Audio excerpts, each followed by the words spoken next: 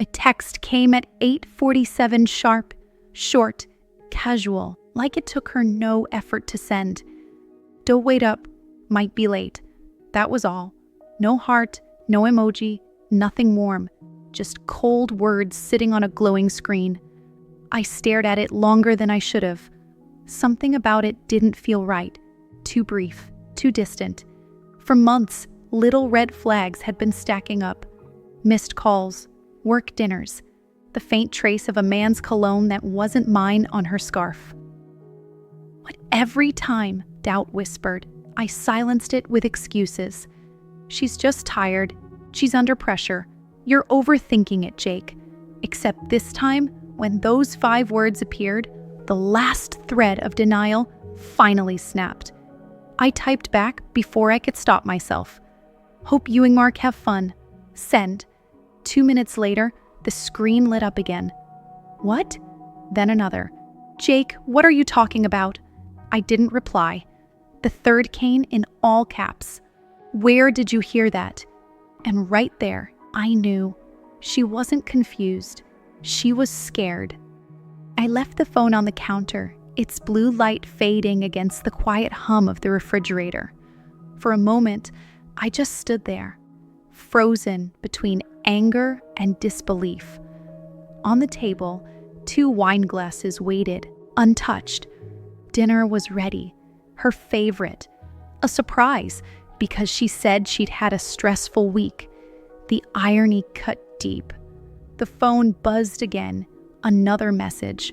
"Jake, please, let's talk." I didn't answer.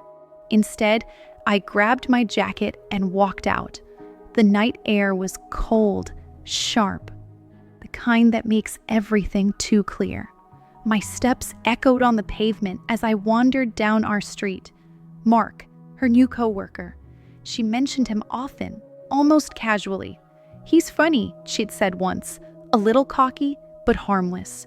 I remembered how she laughed when she talked about him, that easy, effortless laugh I hadn't heard in months. That laugh used to be mine. I reached the park at the end of the street. Empty swings, a flickering streetlight. I sat on a bench, my breath visible in the cold.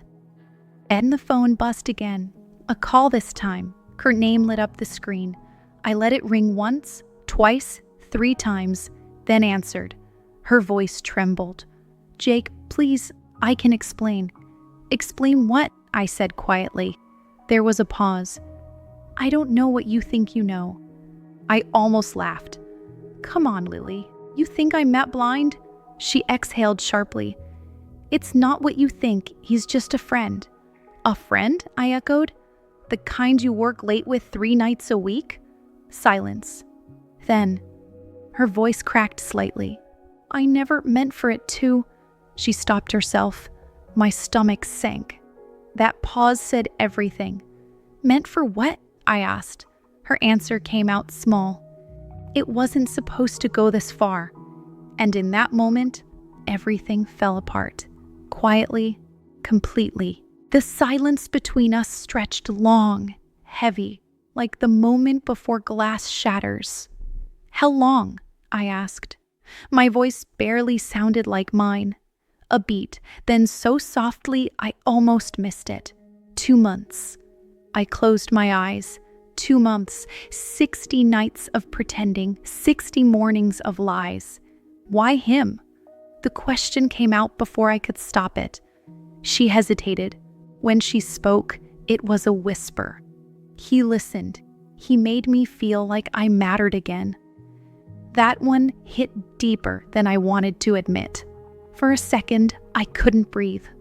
I wanted to yell, to break something, but instead, I just sat there, numb.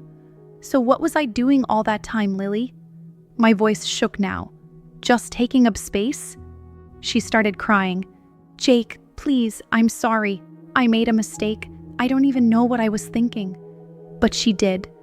People always do when they choose to betray. I let the silence swallow her words, the kind of silence that hurts more than shouting ever could. Then I spoke quietly, too calm for what I felt. "Where are you right now?" A pause. I'm still at the office. I almost smiled, bitterly. Then why did you panic when I mentioned Mark? She didn't answer. I could hear a car door close in the background. Muffled voices. A man's laugh. Let me guess, I said. You're not at the office, are you? Her breath hitched. Jake, please, I'll come home. We can talk. No, I said softly. Don't bother. And I hung up. The sound of that click, it felt final. Like the end of something that used to mean everything. By the time I got back home, her car was already in the driveway. I could see her through the window, pacing, hands shaking, eyes red from crying. When I opened the door, she ran to me.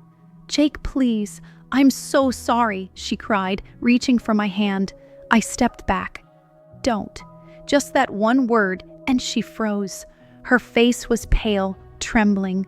It was a mistake, I swear. It meant nothing. I looked at her for a long moment. You don't accidentally cheat on someone for 2 months, I said quietly. That's not a mistake. That's a choice. Her lips parted, but no words came out. Tears rolled down her face. I ruined everything. Yeah, I said softly. You did. I walked past her into the kitchen. The dinner I'd made hours ago sat untouched. Candles melted down to stubs, wine glasses still full. I picked one up, stared at it, then poured the wine down the sink. The sound was almost peaceful. She followed me, her voice breaking. Please don't leave. Jake, please. I turned to her slowly. I'm not leaving, I said quietly. You are. She blinked, confused, desperate. What? I reached into my pocket and pulled out an envelope. Inside, printed screenshots, texts, hotel bookings, and photos from the private investigator I'd hired 2 weeks ago. Her face drained of color as she looked at them. Her hands shook. I already knew, I said. I just wanted to see if you'd tell me yourself. She opened her mouth, but nothing came out. Just the sound of quiet sobbing. I took off my wedding ring, set it on the counter next to the half-burned candles. You said Mark made you feel like you mattered, I said. I hope he keeps doing that because you don't matter to me anymore. And then I walked out. This time, for good. Outside, the night felt different, colder, clearer. The kind of cold that doesn't numb you, it wakes you up. Each step away from the house felt heavier, but also lighter at the same time. Like every ounce of pain was slowly turning into something else. Clarity. The streets were empty, just the hum of distant traffic and the crunch of gravel under my shoes. I didn't know where I was going. Didn't need to. Anywhere but there. For the first time in months, my mind was quiet.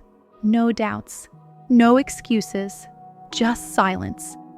My phone buzzed one last time, her name on the screen. A text. I'll never forgive myself. I stared at it for a long second, then pressed delete. No reply, no goodbye, just silence.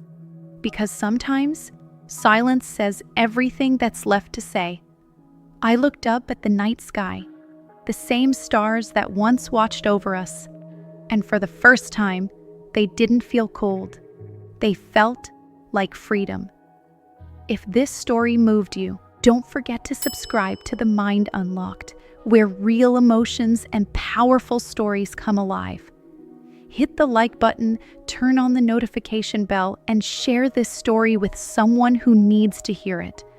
And tell me in the comments, should I continue sharing stories like this? Your support keeps these moments alive.